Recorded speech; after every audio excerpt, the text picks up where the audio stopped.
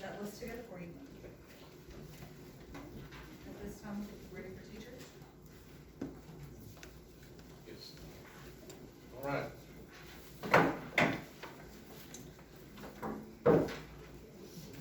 This evening, we will recognize our CTE teachers for the work that they've been doing, and we'll just commence. Would somebody like to go forward and present these? First, let me call on Billy Adams. Is he present? He is not. All right, then we'll move on to Kelly Bailey. He's not here. All right, and Marianne Bowery. She is.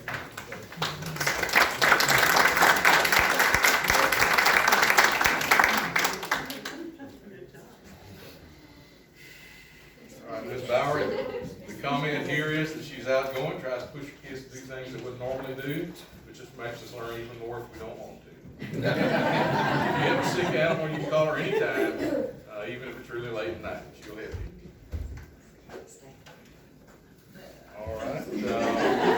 Sorry. Mr. Fancher.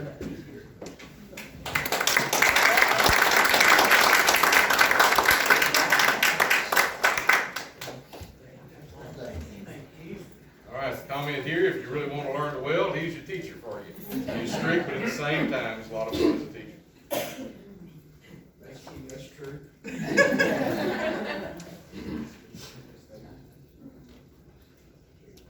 Next, Carrie Foster, not Not here. Alan had not.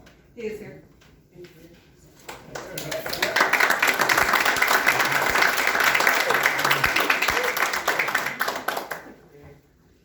Give you a gift. Mr. Hadnot explains things well and gives extra help to anyone that needs it. If you need something at home, like a dresser, and don't have one, he'll help you build one for yourself, and then let you take it home. He cares about more than just the classroom. Keith Hale. He's out. Yeah, Mr. Hale is, please remember him and his family in your prayers. And they're having Friday, Fundraiser for Mr. Hale, Friday. Okay. Tricia Jones.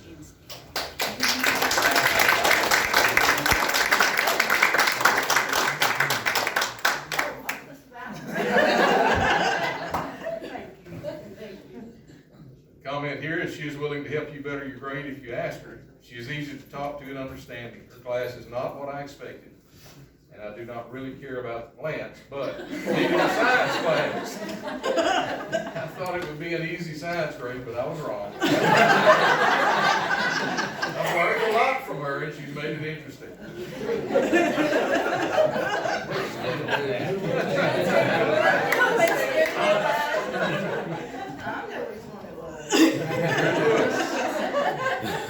Lewis. Carol McFarland. Ms. McFarland is here.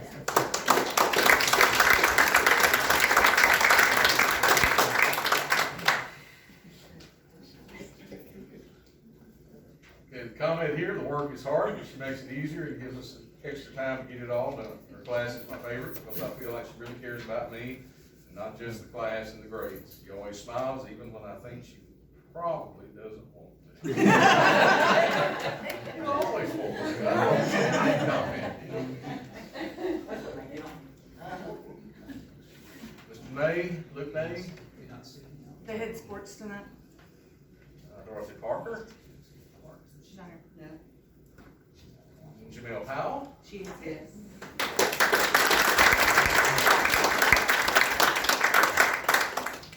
This comment, she started the year late, but we have learned so much. The first week, we learned to use a knife, cut, chop, julienne, and so much more. We have learned about stock, vegetables, and catering. She's an amazing teacher that keeps me going and keeps us on track. Kim Powers. She is here.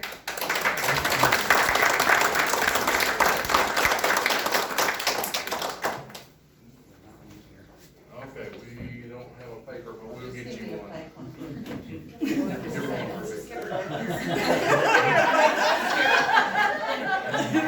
I just want to let her take the night off. Comment on Ms. Powers. She is easy to talk to and always gets a lot done. She's very organized and easy to work with. She makes everyone feel like a valued part of the group. Debbie Smith.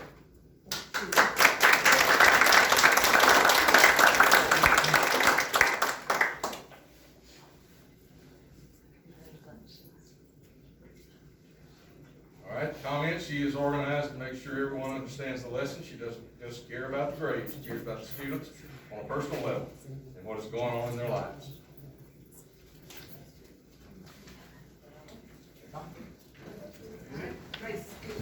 Squeeze in together.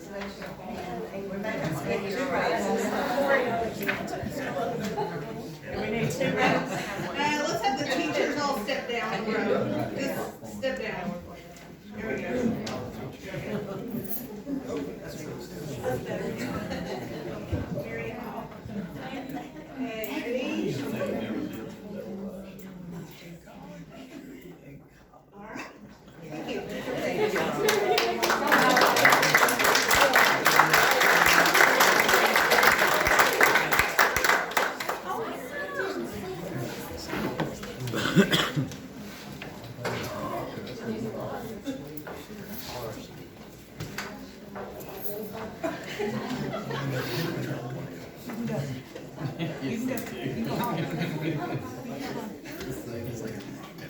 Thank you very much. Y'all did a great job. Thank you.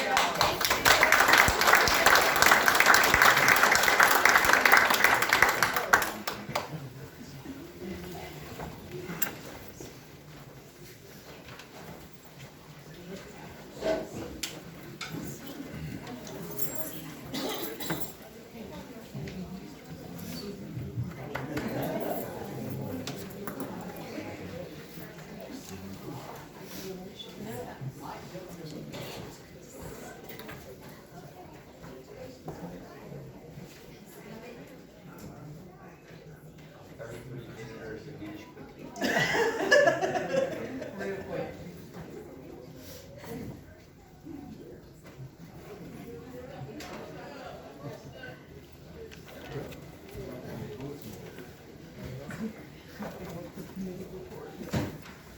Jocelyn, I would just like to say thank you. I know you've done, you're a team. We are. do this single-handedly, but you have done a great job in leading them and writing all the grants to help us get the funding, the equipment, and things. And I think from my standpoint, I'd like to say thank you, and I think I echo those sentiments from the board. Thank you. You've done a wonderful job. Thank you.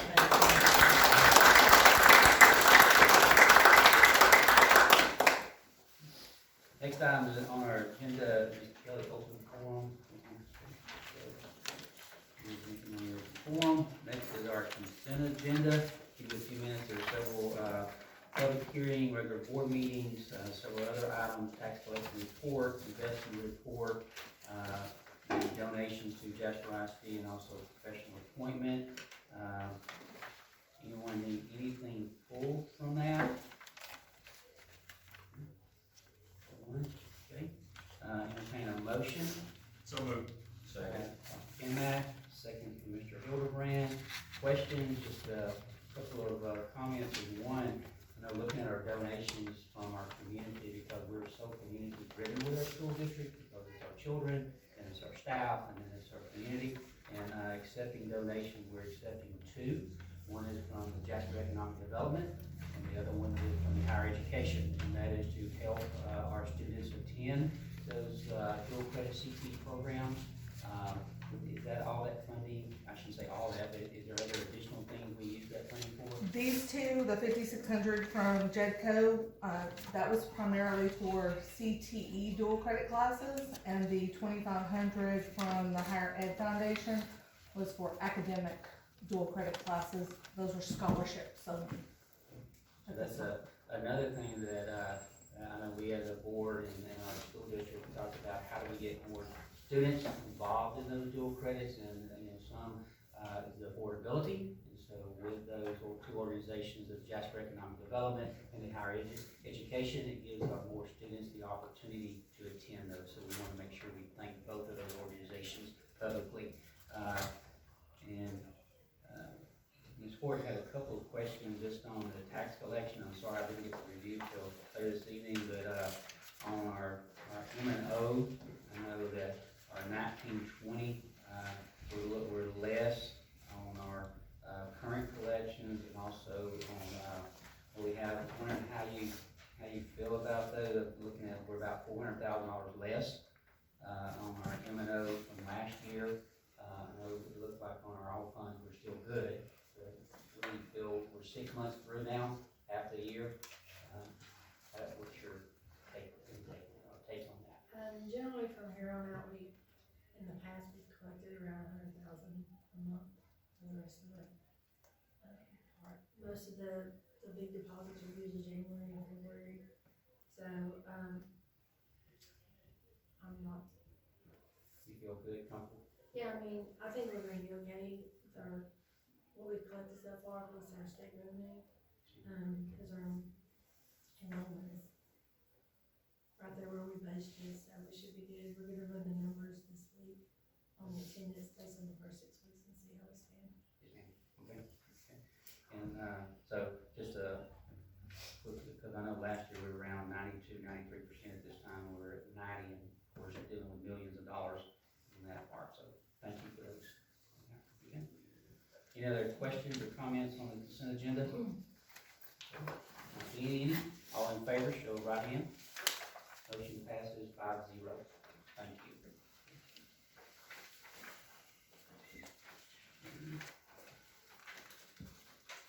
Next item will be our business action items, under Roman numeral 6.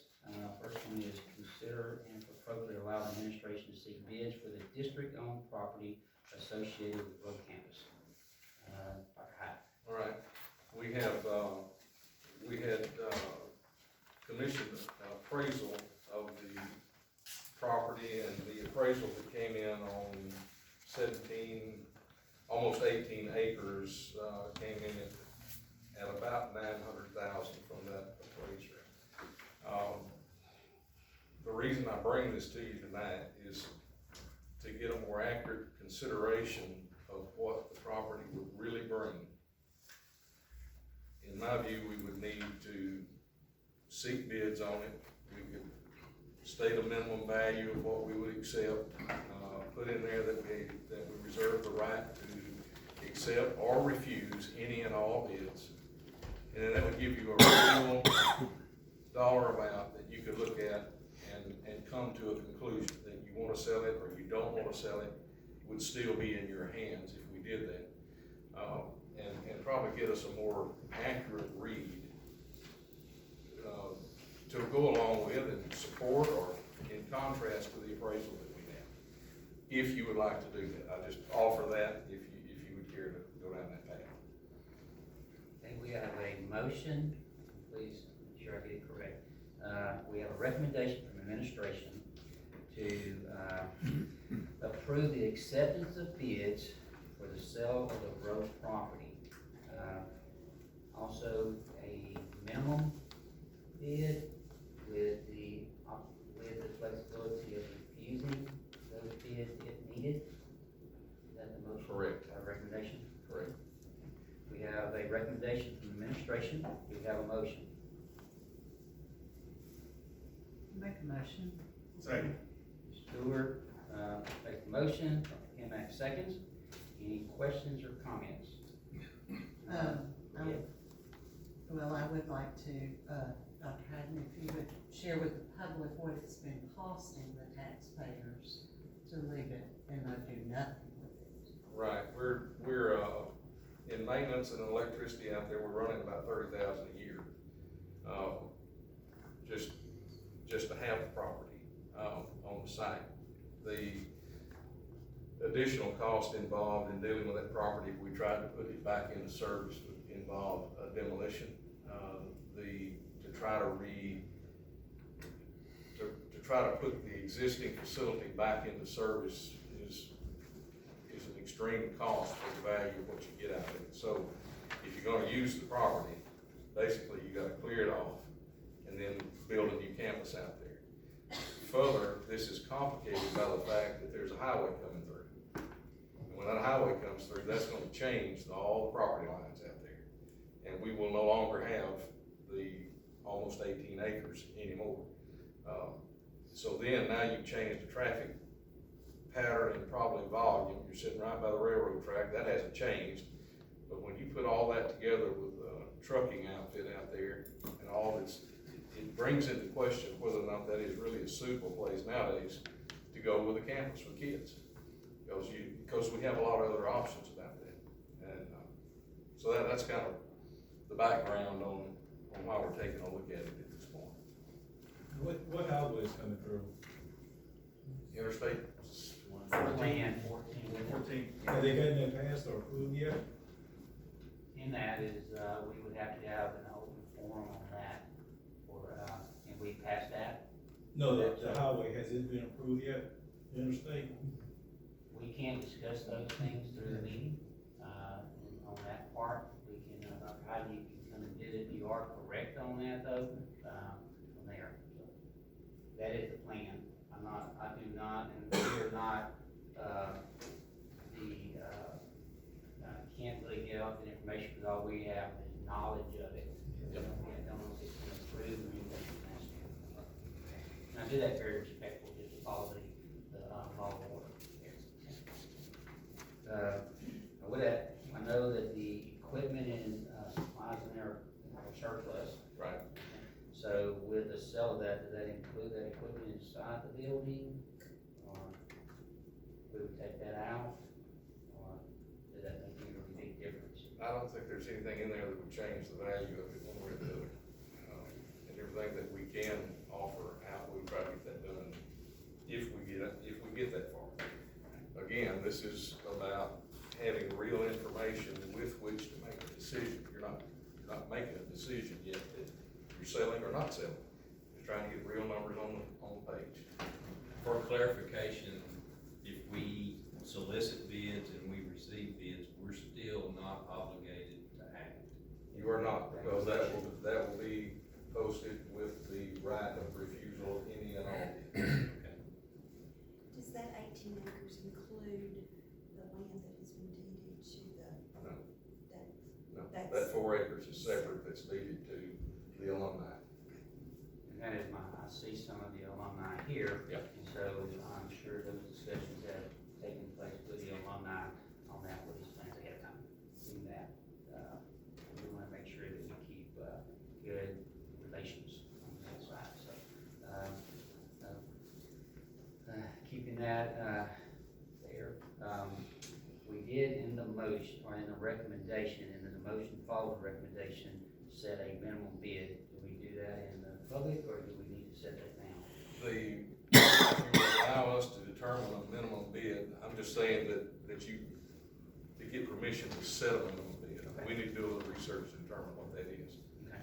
Unless somebody's got an idea, unless you wanna tell me what you think it is at this point, if anybody has any information, that's fine. But if not, we'll do a little research on it and then come up with a minimum bid, so that we don't waste anybody's time. We want information, but we don't waste anybody's time. And with that, then it will become public knowledge, and someone will place that minimum bid, so we need to, I guess, declare that in confidential and see if those bids, because I'm sure they'll be sealed, Yes, yes. and then open to see, okay? Any other questions, comments? Okay, so we have a motion for the board to, recommend the acceptance of bids for the sale of the road property, which includes approximately close to 18 acres in the building, with a minimum bid that will be set with the right of refusal of those bids if needed. Correct, Dr. Hyden? Correct. Okay. All in favor, show of right hand. All against, show the same. The motion passes 4-1.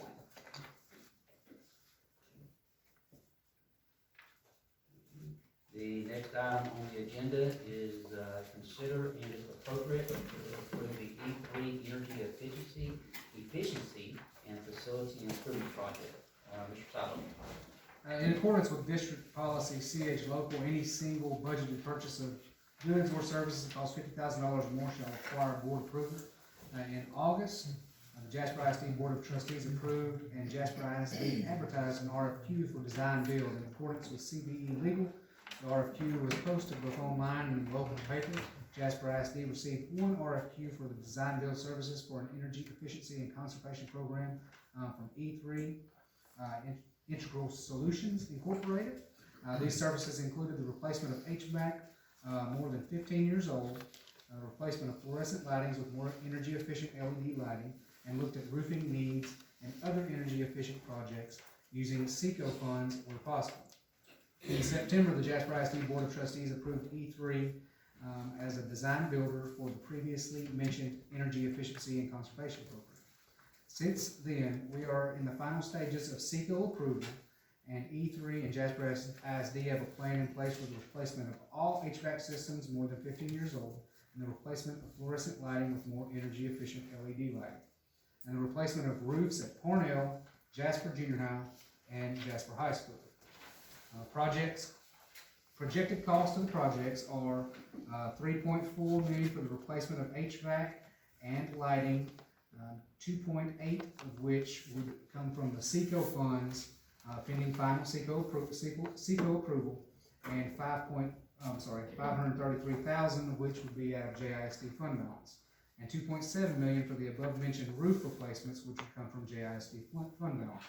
Total project would cost $6.1 million, with $2.8 million coming from SECO funds and $3.2 million coming from JISD fund balance. And I've broken the cost down further, just in a table form there for you. Administration recommends approving the energy efficiency and facility improvement project with E3 as presented, and authorizing administration to negotiate and execute all applicable contracts with E3 and the State Energy Conservation Office, SECO, for this project.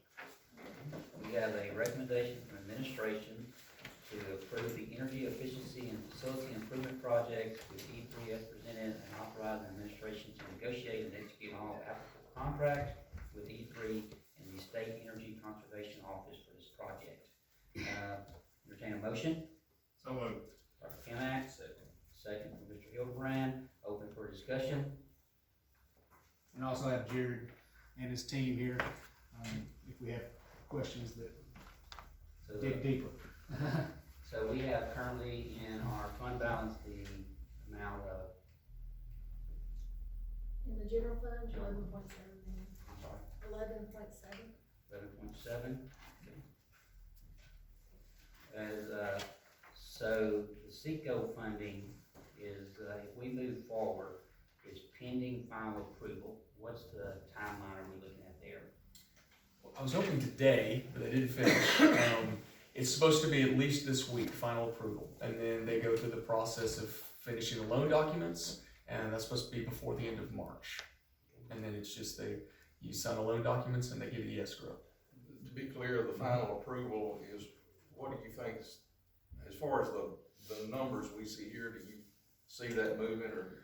The numbers don't seem to be moving, meaning they agree with all of our energy calculations, so the energy savings and the price and all that, so SECO's third-party engineer is representing both the state and Jasper as well. I mean, they're making sure that the project that we've presented is accurate. They haven't had a problem with any of the numbers. The only problems that they have are a report. Since it's an actual state report, they'll point out typos, and they'll point out, well, maybe you should, put this appendix here and things like that. So it's all just small things at this point. Making sure, which one of our engineers is actually going to stamp the final report, those types of things. But as far as the numbers that you see, there's been no pushback at all on the numbers. And that 2.8 that's the 2% fixed loan we would have. That's right, 2% is fixed, no issuance fees. In the terms, the length, 15 years. 15 years. If we are not approved and we move forward with that, where does that leave us? If you were not approved with the SECO, then you would come to, you could fund it through a maintenance tax note, contractual obligation, which right now, as you've seen, the interest rates are plummeting, so there's really cheap interest rates. I know that right now, for this type of project, it's between 2.5% and 3%. So it's not far off of the, Seco's usually an extremely good deal, but right now with the interest rates being as low as they are, Jasper would still be able to do a very similar project. So we approve this, and, then you would move forward on getting the bid from different contractors at that time, or you've already got the Bid's already done, that's a final, that's right. That's a not to exceed price, basically. There's a couple ways that we might be able to save money. We're gonna do, just put it out there, roofing. One of the roofs can be done in September. That'll cut about $25,000 off that particular roofing price. There's a couple different things we can pull the price down, but other than that, that's a fixed lump sum price. So you selected contractors. Yes. Are they local? Are they, what's kind of? So we did have, we tried to get one particular local mechanical to bid. This project was a little too large for them, I think. We had a couple different roofers come from, one from Beaumont area. There ended up being nobody that won the project from the local vendors. So There was not. no, it's no one from local. However, the local mechanical guy will service it. What's the company? A1 is going to be servicing. Usually what happens is if the mechanical contractor isn't local, they contract all warranty work through a local provider. I know, Dr. Hines sent us a board update on the roofing on that. What is that? Time that I remember back is that if we do certain projects, it cuts some amounts down. Because we're doing all three of them, it's gonna affect the price some. We don't know how much at this point. This is an umbrella number here. When you call it not to, that's the not to exceed price, right? Right. So it won't be more, but it could be less. Yes.